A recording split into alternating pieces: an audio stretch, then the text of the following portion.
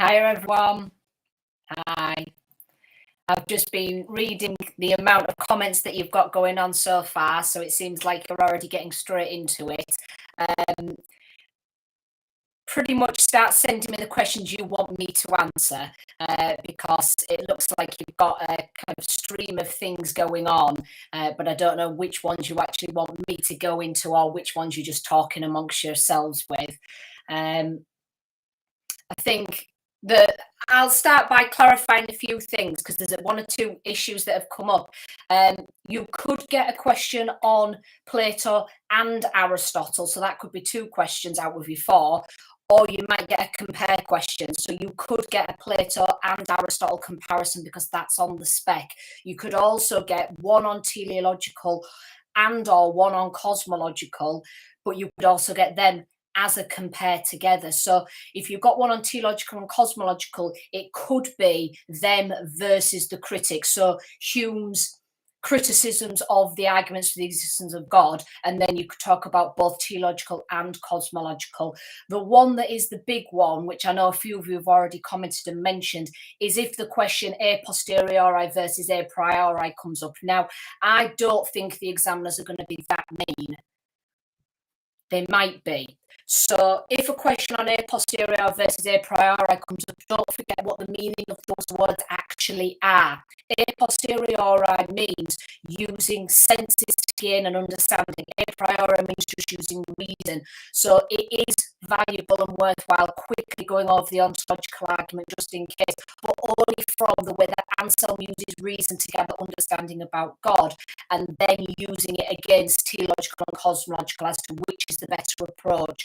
So you wouldn't need a lot of a priori, but you might need a little bit. So I think that is a tricky question. I think a compare Plato and Aristotle is also tricky. As I said to my students, if Plato and Aristotle come up on their own, Plato, for example, it's a bit too easy. I don't think they'll ask you a Plato on its own. I think it'll be Plato.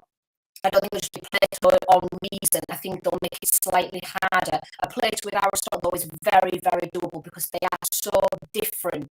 So you could easily compare which one you think is the better approach, etc. So a compare between Plato and Aristotle, I think you could really get your teeth stuck into. So I think that would be a valuable question. I think if one Plato or Aristotle come up, I think it'll be Aristotle, and I think it'll be the prime mover.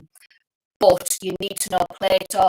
I highly recommend you going over the analogy of the cave text quickly to get a few quotes about how Plato actually talks about the analogy of the cave, who's the conversation between, things like that, know the details.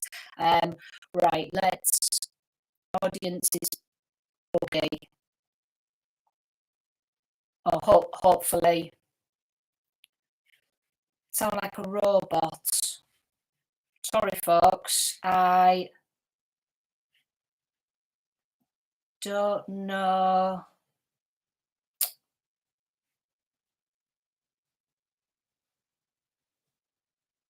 Is audio still causing you a problem, everyone? If so, I'll cancel this one and try and set up a new one.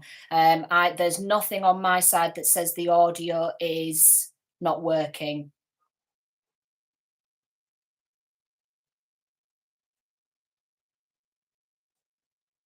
It's good now. Oh, fabulous. Oh, thanks for letting me know, everyone. I was going to say I was not trying to sound like a robot. However, that might have come across. Right. Could ask two questions from one topic. Could they ask two questions from one topic? They could. I don't think they will. I think, again, that would be really mean. So I very much doubt they'd do a question on, for example, teleological Paley, and then do a Hume's fallacies against the observations of the existence of God. I don't think they would do two questions. You've only got four. I think they're going to do different topics for your different questions. I think you're going to get a nature of God question. I think you're going to get a problem of evil question, and then the other two, I think it could be either theological or cosmological. It might be one using both of them. I think it'll be Plato or Aristotle. Again, it could be both of them. So that's what I'm thinking it's going to be as far as your questions. Oh yeah, no problem, everyone. So For Hick, I think Hick is a fantastic area that you could talk about in your exam. For Hick, you need to remember that Hick is reforming Irenaeus' theodicy. So it was Irenaeus' theodicy to begin with. On the old spec, it was Irenaeus. The new spec, then we talk about Hick's updates of it. So Hick is unique in that he believes everyone will be eventually saved. Irenaeus did not. Irenaeus believed heaven and hell. Hick talks about how we are spiritually immature, and so therefore we have not been made perfect, so we can earn goodness. We need to earn the likeness of God. So we are all made in the image of God, amigo Dei, and we need to go through the trials of evil in order to develop and learn. So you either do it through natural evil, as in the evil that you suffer because of nature and how you grow and learn, but it's also how we help those people that may be suffering natural evil, and that helps us grow. So even if you aren't the person dealing with the evil, like for example the evidential evil of what's happening in Ukraine, even if you are suffering that, it's how you then learn, develop and mature through helping those other people. So we all are trying to move from image into likeness of God, but we are all spiritually immature, which is why we sometimes choose bad things rather than always good things. So image and likeness is important. The ideas of spiritually immature, the idea of that we are like children being led astray, like Adam and Eve. Adam and Eve were immature immature children that got led astray. You can also talk about Irenaeus. It is good to talk a little bit about Irenaeus and how he talks about us remaining open to God. So he uses the idea of the clay and the moulder, and God is the moulder and we are the clay, and we have to remain open to God in order to learn to move into his likeness. So that's pretty much John Hick in a nutshell, as far as how he explains natural and moral evil and how it's to help us mature as individuals. So that would be the key for John Hick as far as a question. You might get one on Augustine, don't forget though. You might get one on God's responsibility. You might get one on logical and evidential. I know one or two of you commented and mentioned about logical and evidential being a trickier one. Just remember, logical just means that God's attributes don't logically go together.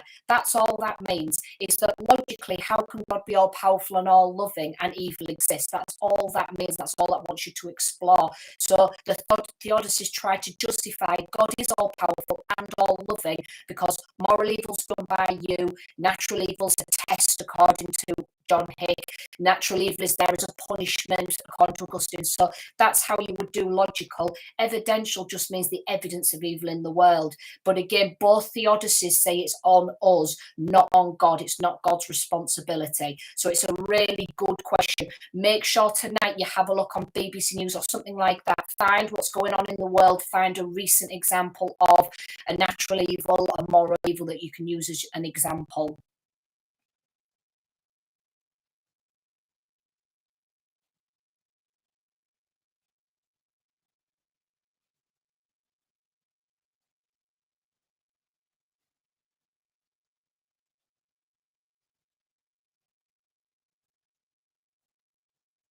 Sorry, folks, just reading your questions.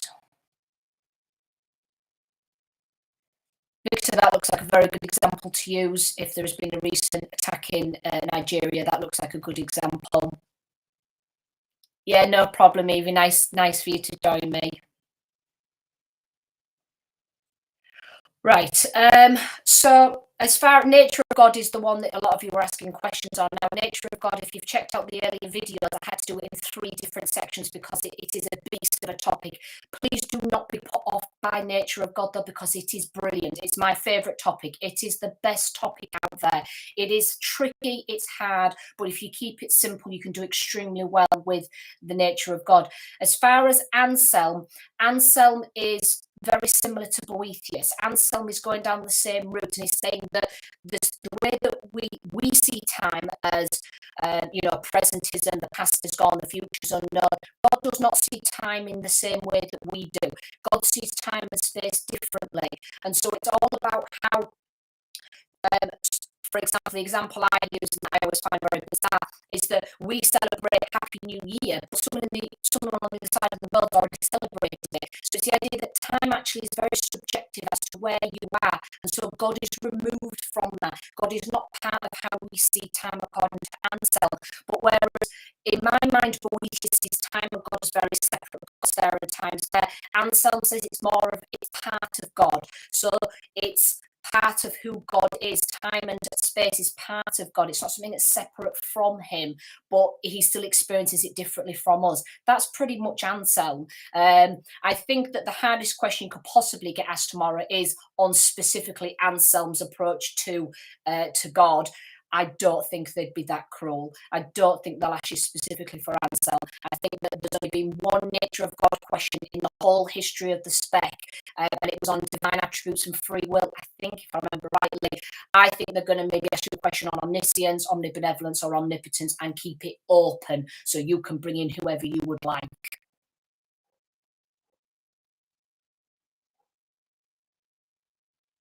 Great, good if you like Anselm.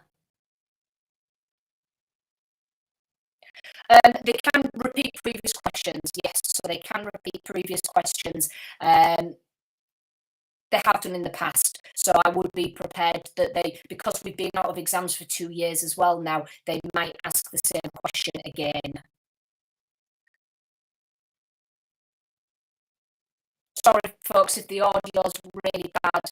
I don't know why. I don't know why the audio's bad. So sorry about that.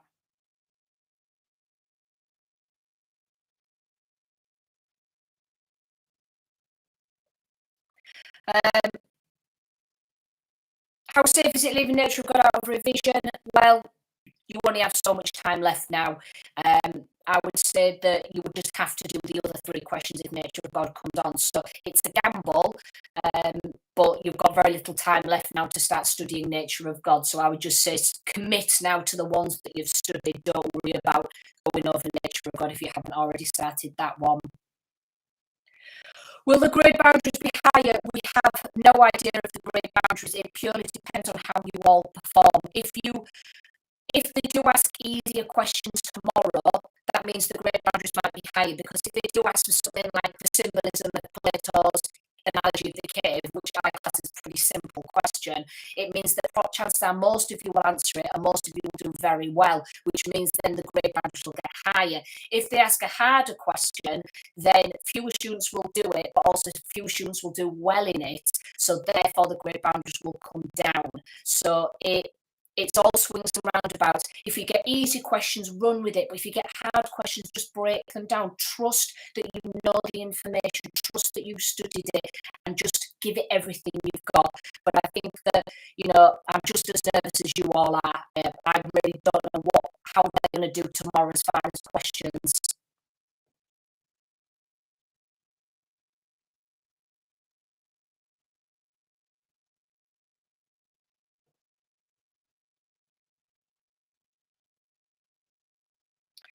Surface philosophers to use in the nature of God would be, just make sure.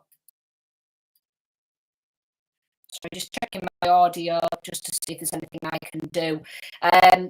Safest is Boethius, Swinburne, and Descartes. Boethius and Swinburne for omniscience and eternal, and you could do omnibenevolence with omniscience and eternal, and then Descartes and Swinburne for your omnipotence. That will get you far enough.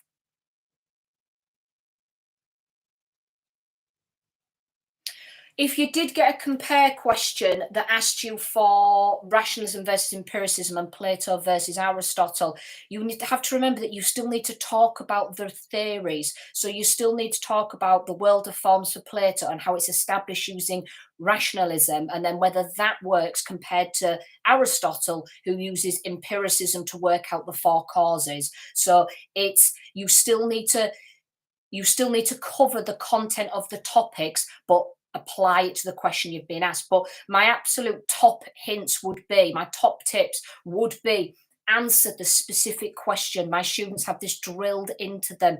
Answer the specific question that you've been asked. Really read the question, read the words, use those words throughout in your answer.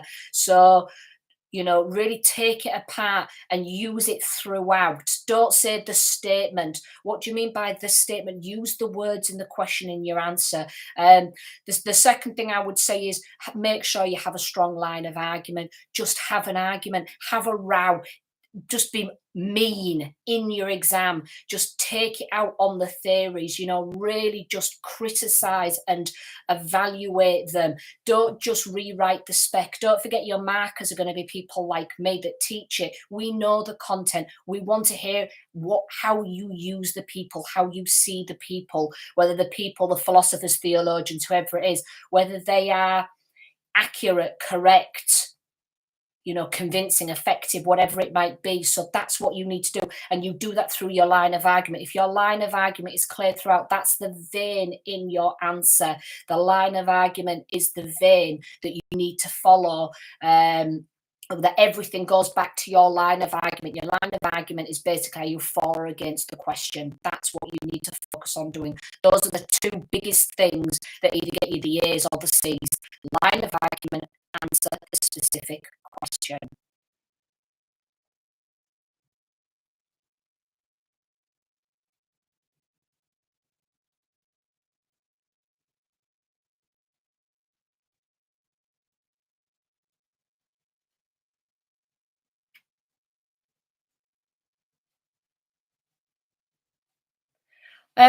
For Boethius, I don't go into conditional and simple necessity just because I think Boethius is hard enough without having to go down that. So you can talk about it, you can talk about that as kind of a wide reading and understanding, but I don't go into his understandings of necessity because I think that Boethius himself is hard enough with the main bits that you need to know. So I would add in anything else that you've learned, but I don't cover that with my students. Yeah, if you get a question specifically asking you to criticize the arguments from observation, so you can use humor evolution, you can use others too, just as long as you make it clear again. You can use anyone, any thinker, any thought process, anything, as long as you make it clear how you're linking it to the question. So don't think about crowbarring, I have to get Hume in here somehow. No, just think, right, how am I going to actually engage with this question and what am I going to write about? What am I, so use other names and other thinkers, make it clear how the people you are using is relevant to what you're trying to argue.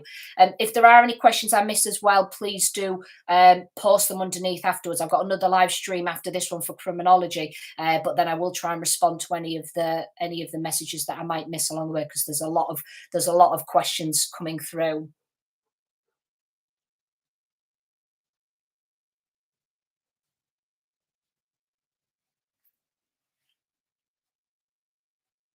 Experience of examining how important is handwriting.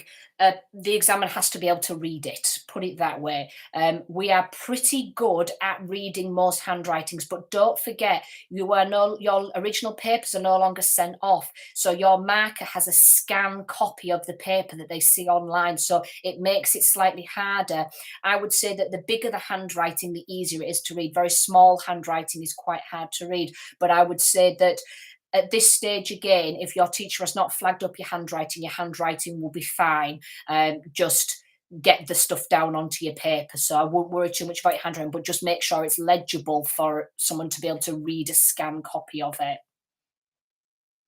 How long do you spend planning? Thanks, Priya. Great question. Not long at all. I tell my students to literally spend 30 seconds, if that, planning it. You do not have time. 40 minutes is not a long period of time to write an essay. So on the question page, you'll get one sheet of paper tomorrow. You will turn it over and your philosophy fate will be there, and there will be 4 questions in front of you.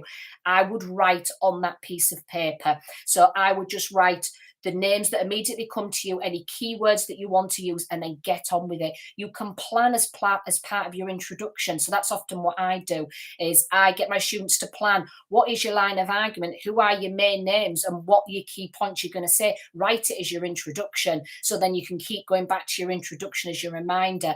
But use that extra sheet of paper for anything you think about.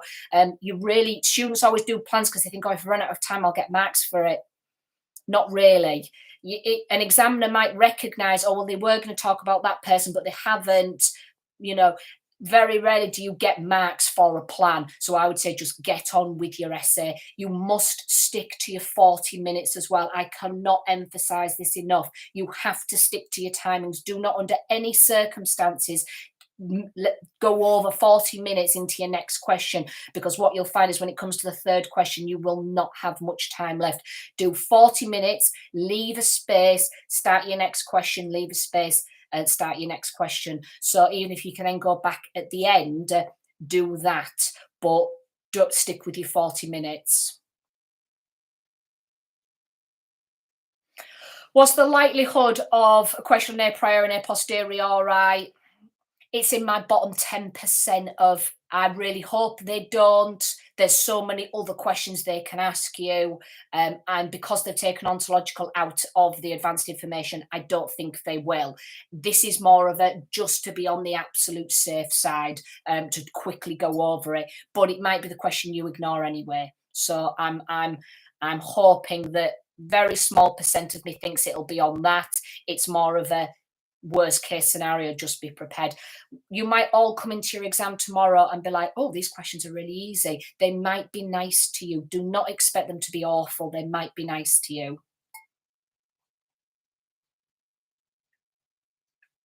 Hiya, Alex. Yeah, conclusions.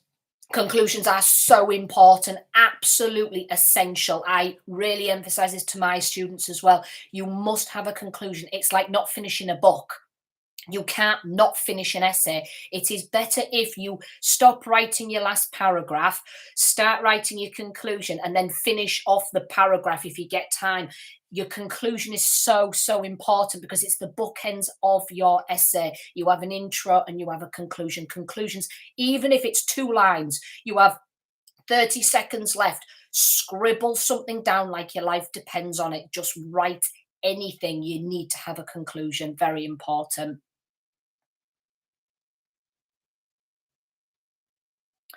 Most confident essay, first or last? Great question.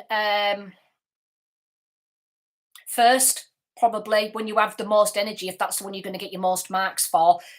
So start with your most confident question, and then just make sure you keep to your timings. Don't waffle on. How many paragraphs is enough for a 40 marker? It completely depends on the question.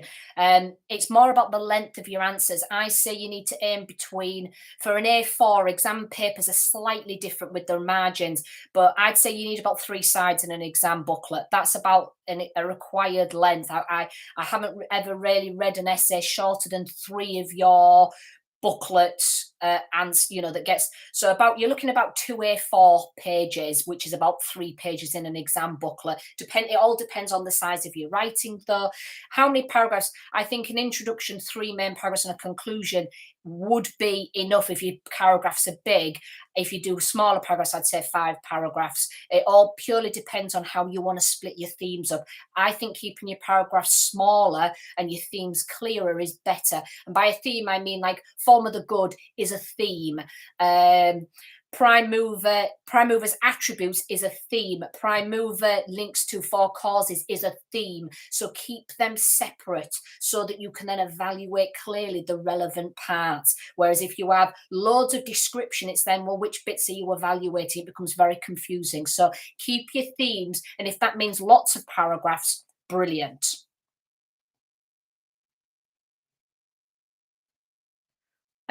Hopefully how you pick a question if you feel like you have the same amount of knowledge for all 4 topics. I think it'll be pretty clear tomorrow with the wording of the question. I think that the questions will jump out to you as the ones you are most confident with. So I would say that you will know when you read the questions which ones you want to go for.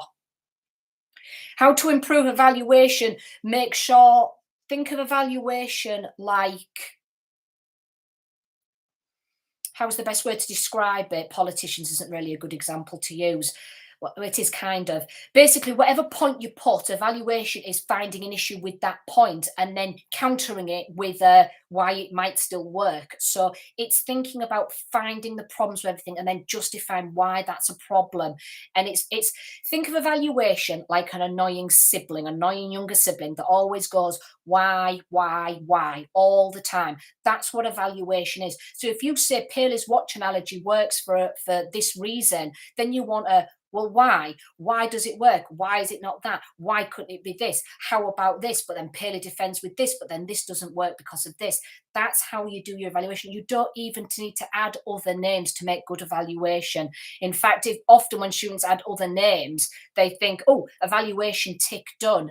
But all they've done is stage someone else's name. Sticking Dawkins into an essay isn't evaluation. That's just Dawkins being Dawkins. You need to say whether that name is of value and why it's of value. Body and soul isn't on the topic, isn't on the advanced information. Evaluation of Hick's Theodicy. You can use Augustine against John Hick. Another good evaluation of John Hick that I really like is the couple that I have on the PowerPoint, which is I think Hume's criticism. It's one of Hume's criticisms, but I think that works really well. And it's the idea of, can't this world be a little bit more hospitable and still teach us what we need to know? Basically, fair enough, God, test us. Fair enough, God, help us mature from image to likeness. Does it have to be quite this bad? Do we have to, experience wars and Holocausts and things? So that's one of Hume's criticisms against John Hick that works quite well. Another criticism against Hume, we use Eli Wiesel again of the Holocaust. So, where's the test? Where's the reward? And things like that. But you can use Augustine, or you could just use people that want to criticize and say that God doesn't exist, or that you could use the logical attributes against John Hick. So there is, you've got the free will defense arguments as well, which is not a massive part of it. Don't get bogged down with free will defense. The free will defense is just people that say we have to have free will, because don't forget, free will is why we have so many problems. If we didn't have free will, there'd be no evil. Evil is here because we have free will. So these are people that defend our free will. So we need to have free will, because otherwise God would be an overprotective parent. We'd be like a toy world. And then it's Dostoevsky that comes in and says, well, it comes at too high a price. I'd rather not have free will at all. So free will defense is a very small part of the evaluation. So don't get too bogged down with your free will defenses. What's impressive to an examiner? Something different. I again talk about this with my students, and how a little bit of extra knowledge, a little bit of something. I read a comment on, I don't know if the person that wrote the comment is on tonight, but they asked me a question about Jacobson's or Jackson's Mary's Room thought experiment. I'd never heard of this idea before, so I went away and researched it, and the student was talking about how it links in with empiricism, and it was brilliant. The comment that I got was brilliant, and I've never come across that before. So for me, that stands out. I read so many essays from students, yet I can still pick out specifically which students have mentioned a word or an idea that I've not necessarily come across before. So what impresses an examiner is just little tastes of deeper understanding, where you really do show you know who Aquinas is, you know who Plato is, you know who Aristotle is, and so that really comes through in the language that you use. But what also presses an examiner is answering the question they ask you.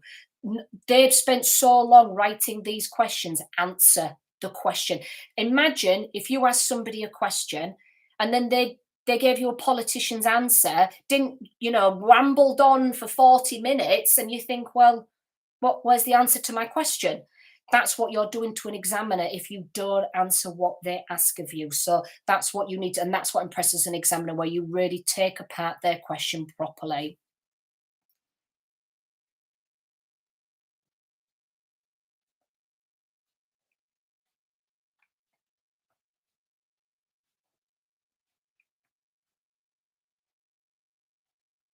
Last minute areas to look at. I would have a quick look at your original texts, do just a little bit of research, just Wikipedia Plato, have a look at Paley's natural religion extract about finding the watch. Have a look at Plato's analogy of the cave. Go on the news and find out what's going on in the world. Just things like that, just last minute things, just to give you that confidence for tomorrow. Spam till she answers, sorry. It's hard to read and talk at the same time. I can do many things. 4 causes: material, formal, efficient, final. Material, what it's made of. Formal is the essence of that material, what makes it good at what it's for.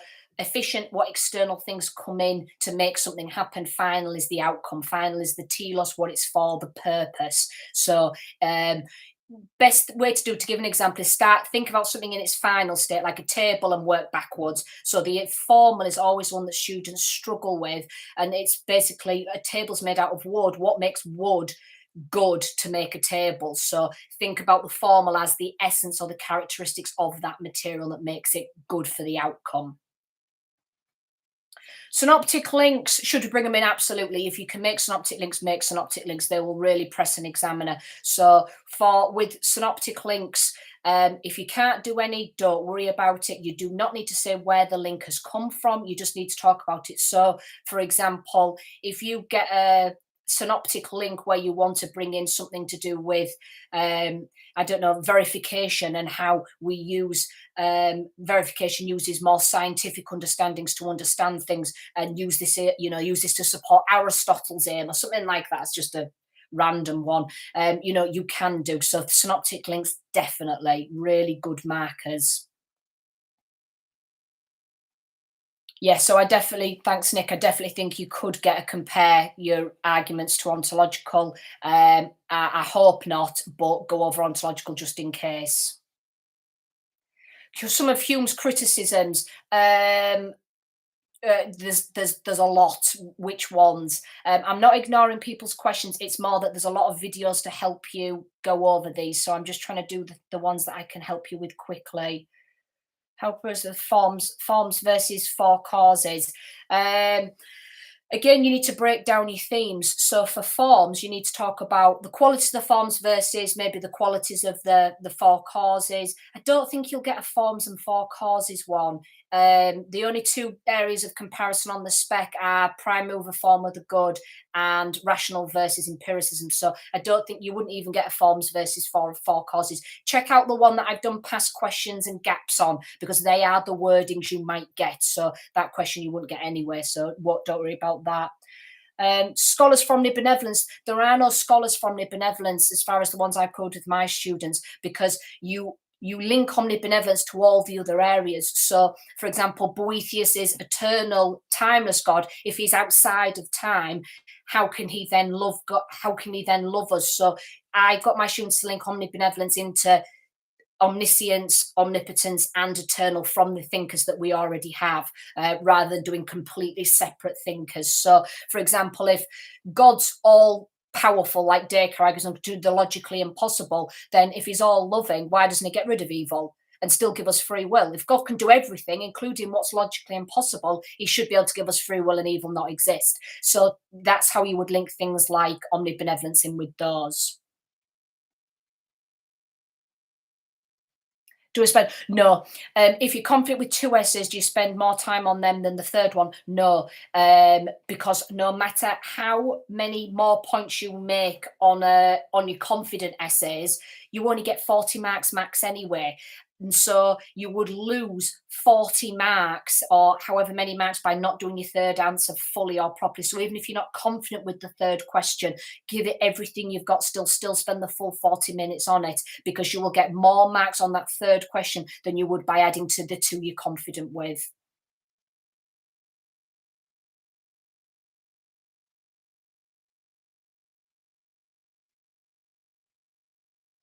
Aquinas says 3 criticisms. What questions do you think are most likely to come up? So problem of evil, nature of God, and then 1 on theological, cosmological, 1 on Plato, Aristotle. It could be and or, not necessarily compare or both together. Arguments from, can you explain arguments from observation? Not in the time that we've got here together. So check out the videos on teleological and cosmological. So unless there's a specific area you want me to go over on them again, I won't. I don't have time to go over them in any depth. So check the video out, because what I don't want to do is go over any of the topics and then miss important bits out. So just check the videos for the other videos. Leibniz's view using books to explain how God. All I know for Leibniz is sufficient reason. So the only argument that I cover with my students for Leibniz in that case is the idea that there has to be a sufficient cause or reason in the outcome that we've got. So that's the only part of Leibniz that I go through with my students. Intro tips: keep it short. Keep your introductions short. So 6 lines max. In your introduction, you have to engage with the question, line of argument, and maybe the key people you're going to talk about. Then get on with your answer. So intros, keep it an introduction, keep it short. But line of argument is your most key thing for in your introduction for getting it started, is just to basically say what it is that you're going to argue.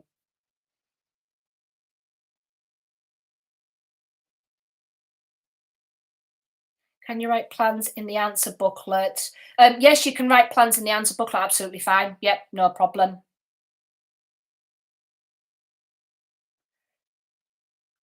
Anthropic principle is, anthropo means human, so it's the idea that humans, it goes along the route that God could have started everything off and evolution has continued afterwards. So the anthropomorphic argument argues that both can exist together, and many Christians do believe in both God and evolution. So it's arguing that they're not separate arguments, you can have both together. So that's the anthropomorphic.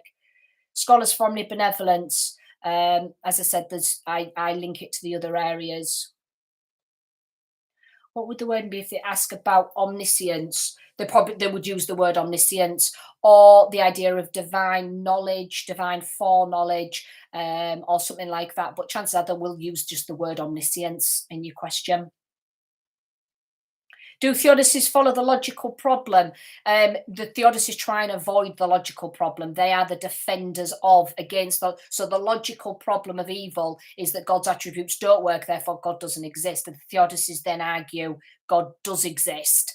And they try and defend the argument to say why God does exist with both his all-loving and all-powerful attributes. Can you get a question just on evolution? Yes.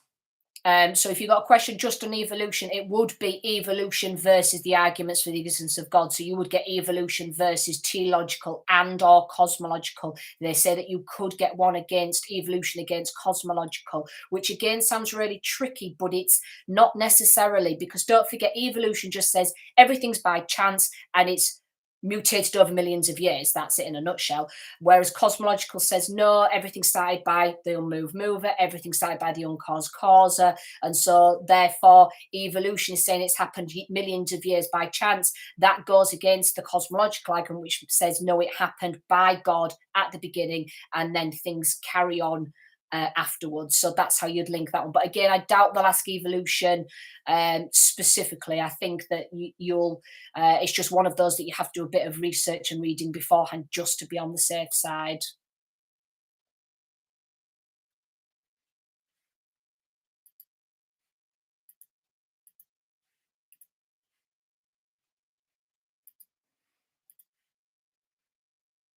Sorry folks, just right.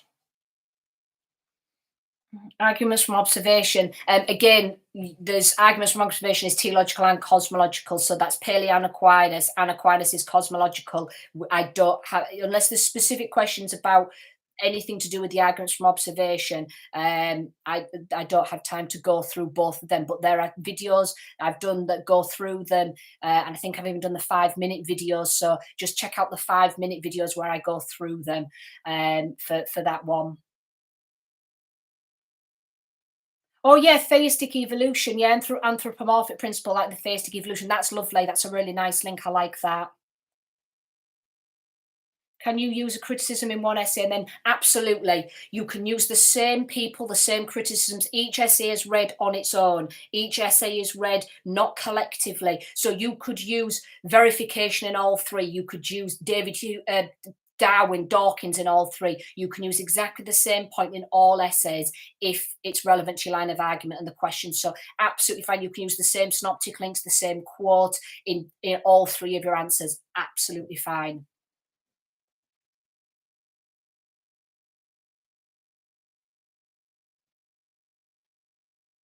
Yeah, fallacy of composition is his first criticism.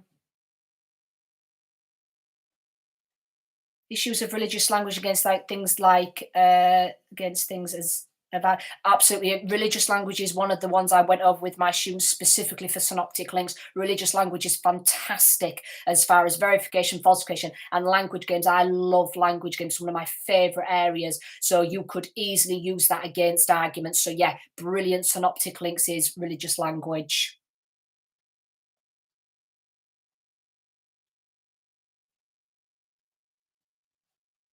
Yep, what you're saying there about Augustine and the fall and the privation. Yep, definitely, very very good points. I've literally just did theological and cosmological. Yep, yep. So that's it for the arguments from observation. Correct.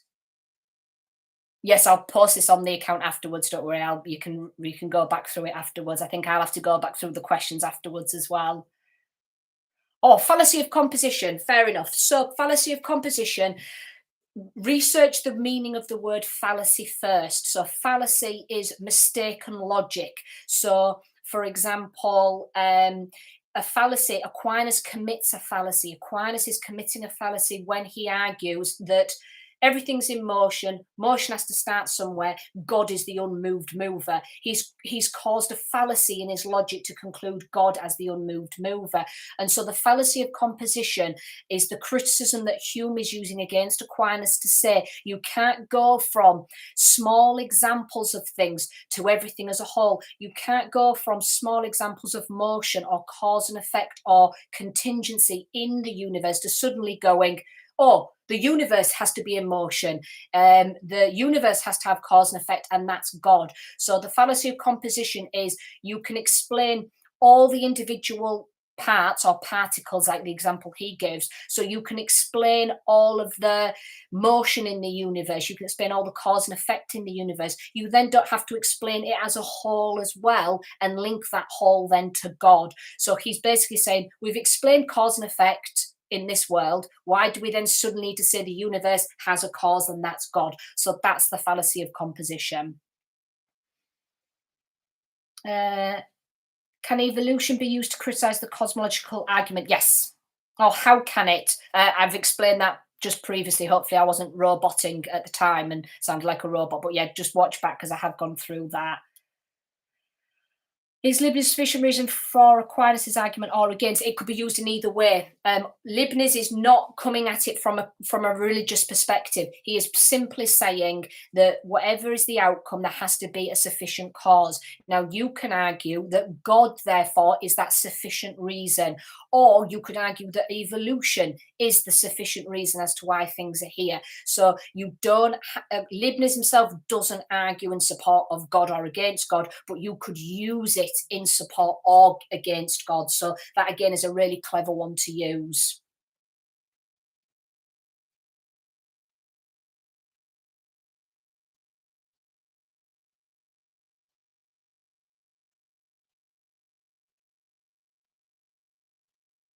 Oh, right. Augustine didn't think evil exists. No, he does believe evil exists. He doesn't believe God created it. That's the difference. So Augustine does believe evil exists because we choose moral evil. So he does believe that the free will means that we do choose evil. The privation of good is taking God's blame from it though and saying God did not create evil because it's a lack of goodness. That lack of goodness is when we then do bad things. So it's that privation of good is taking the responsibility off God and saying it's not God's fault that there's evil because God cannot create an absence of something. We bring it in when there is an absence. So when there is an absence of good, that's when our evil comes through. So hopefully that made sense. Playing word games, don't know that one with the concept of ratio, but I haven't come across that. Yeah, maybe Wittgenstein because of language games. Um, Mention the fall of angels. I would say mention it in passing, yes, because Augustine does talk about the fall of angels, and students often just focus on Adam and Eve. But again, it's not a massive thing. It's just recognizing that it isn't just Adam and Eve that went astray. It's also the rebellious angels. So it's worth mentioning it. Haven't come across the instrumental good argument. What do you think the ancient philosophy question will be? Either Aristotle's prime mover or a compare between Plato and Aristotle.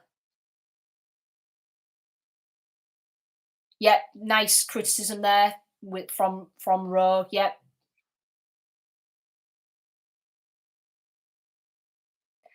Can you talk about Irenaeus and Hick together? I would say yes, but the examiners are going to ask you for Hick. They want to know about Hick. You will not get a question on Irenaeus. So I think it's better to talk about it just being Hick. Make it clear he's inspired and taken Irenaeus's ideas.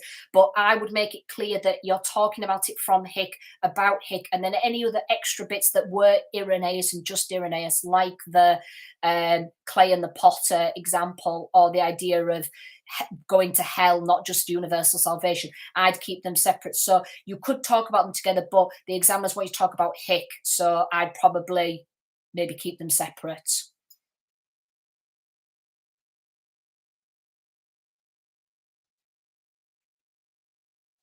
I don't think you'll get a compare between theological and cosmological. No, you'll get a they're on the same team. So it would be them versus the world. It will be them versus Hume. It will be them versus evolution. I don't think you're going to get a theological versus cosmological.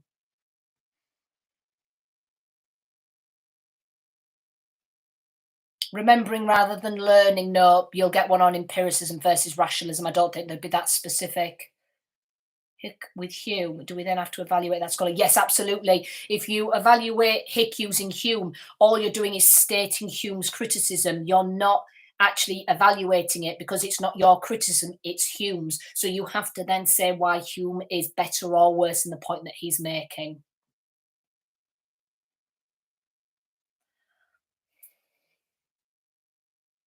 Can we get a question comparing Irenaeus and Hick? No, Irenaeus was taken off the spec, so definitely not.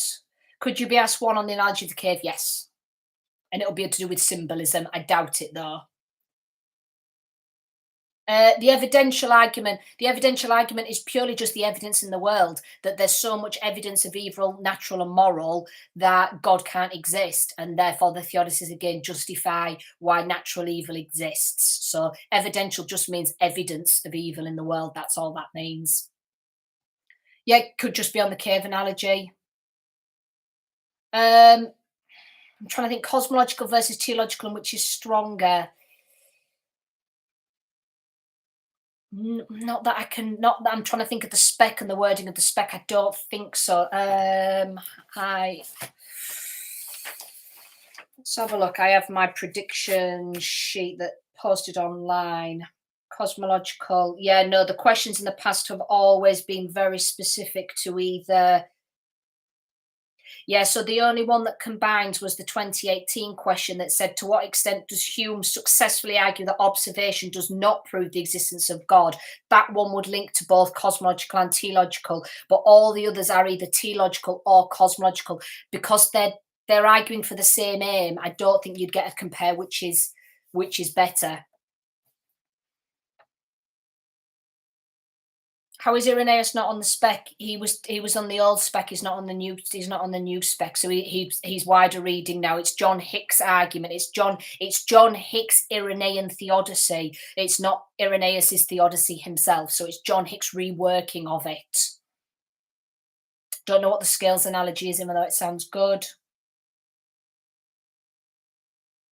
Could you be asked to compare Augustine and Hick? Yes. Because they both argue quite different points. So you could get asked to compare Hume, Augustine and Hick.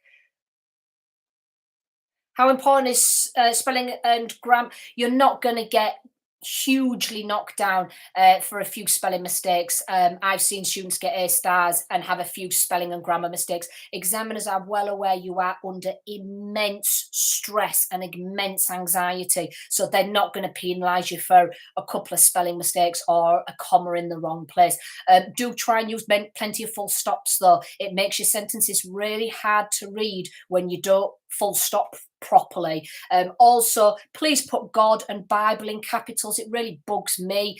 I don't think it'll bug your examiner that much, but God is the name of a being. The Bible is the top selling book of all time. Give them capitals.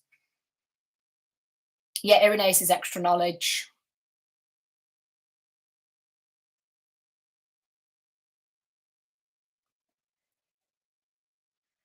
Post-Darwin and Paley. Probably not ask a question on post-Darwin and Paley. Intrinsic and instrumental good sounds brilliant. You can use ontological to criticize design if you want to. It's a bit of a minefield, is that one, because you have enough people to criticize the cosmological and theological within the arguments without using another argument that's so big. I think that to use ontological against either of them, you would still get marks for it. But by the time you've actually explained the ontological to then use it as a criticism, I think it would be very tricky. But if you wanted to do it something very quick to use ontological to criticize theological or cosmological, you can do, and you'll be given the marks for it. Yes, I've mentioned the sculptor story for Aristotle. Yeah. Predictions are on the blog, so just check out the blog.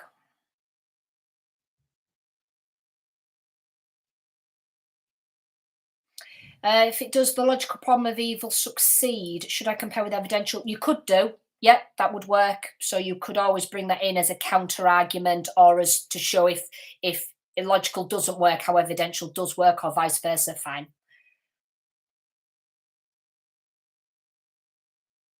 Yeah, check out the blog for question predictions. Yep, Potter and Clay for Hicks' argument, yes, but don't forget that is Irenaeus's, it's not John Hicks. Blogs, I think, therefore I teach. So just Google that.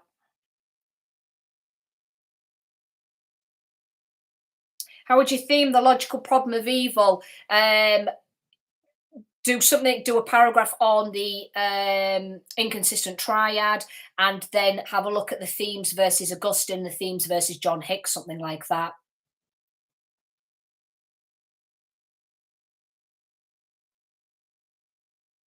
Do you say the same thing in response? Yes, pretty much.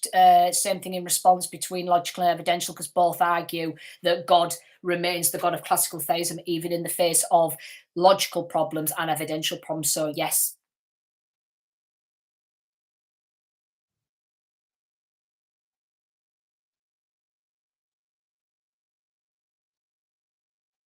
If you scroll down, you should be able to find them. There's one. There's an old post, and then they're underneath.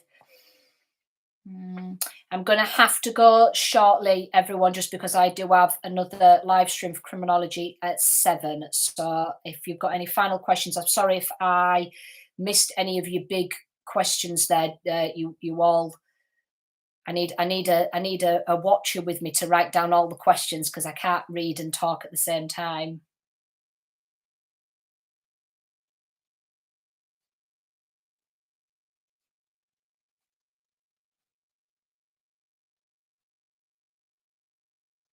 Process theology is quite good to bring up if you want to. Yeah, process theology works. Yeah, very good criticism, Chrissy. The idea of infinite regression isn't possible, and then nothing comes from nothing. So, prime mover. Infinite regression is a bigger issue for Aquinas. Aquinas is the one that says infinite regression and cosmological doesn't exist, but you could then use that as a criticism against God as well. Yes, the live stream will stay up on the channel. Yeah, it'll be a separate live stream, so I'll shut this one down and then set up the next one. So it will be a separate live stream for criminology. I might have a quick vodka in between. I'm joking. It's Wednesday night. I can't have a vodka. Can you be asked a question on the Big Bang? Probably not. No, I don't think so.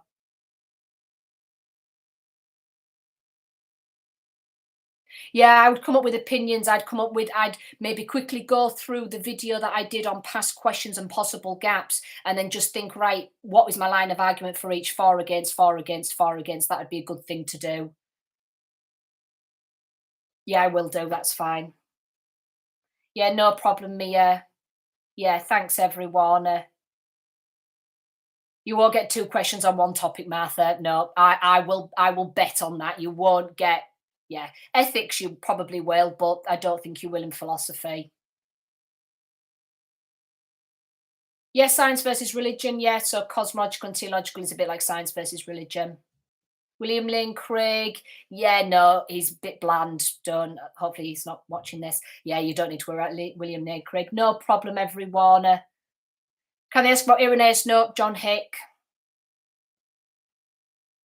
Process theology is the idea that God starts the process and then kind of hurts along with us, in a nutshell. How do fallacies relate to natural evil? Um, I'm not.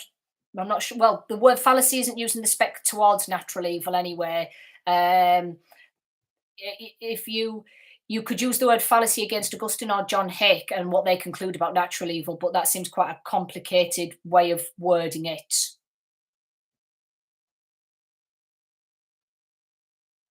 Don't forget with ethics though, you could get a question that where you so don't panic. We'll panic about ethics next week. I'll see you all in the next live stream for ethics. So don't panic about ethics yet. Let's get philosophy done first.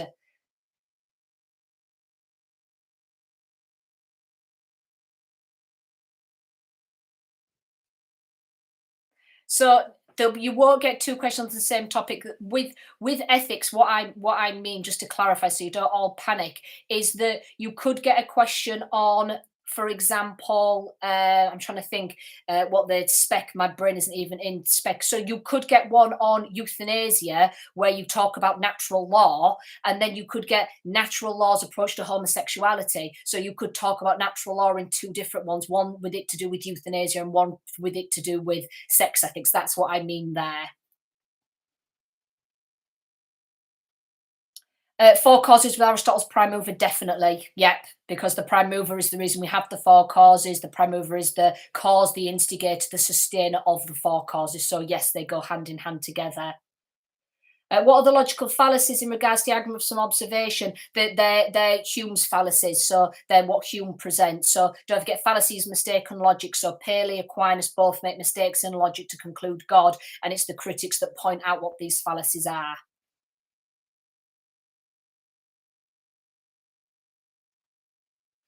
All right, folks, I've got 3 minutes until my next live stream. So good luck, everyone. I hope it goes so well in morning. I don't think I've been much help to you all. I feel like I've think I've confused you more than I've helped you. But just know that I'm thinking of you all. I really just pray for the best questions you can get. Show off.